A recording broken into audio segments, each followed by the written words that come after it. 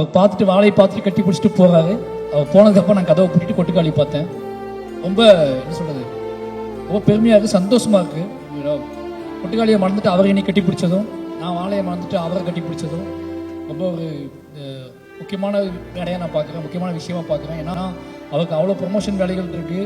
கிட்டத்தட்ட வந்து ரொம்ப நேரமாக உட்காந்துட்டு இருந்தார். எனக்கு உண்மையிலே ரொம்ப சந்தோஷமாக இருக்குது. இப்போ சிவகார்த்திகேயன் அவருமே வந்து வாழையை வந்து கூப்பிட்டோன்னே அதே தேட்டில் தான் ரிலீஸ் ஆகுது 2 படமே.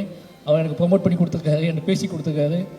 நடக்கக்கூடாத ஒரு சம்பவம் நடந்து இவ்வளோ இன்னல்ல இருந்து ஒரு மனுஷன் இவ்வளோ தூரம் கடந்து வந்து இன்னைக்கு வந்து நின்றுக்கான்றப்ப கும்பிடுவதற்கு கைகள் பத்தாதுனே. உண்மைக்கானே அத்தனை கைகள் இருந்து அவளும் கும்பிடணும்னே.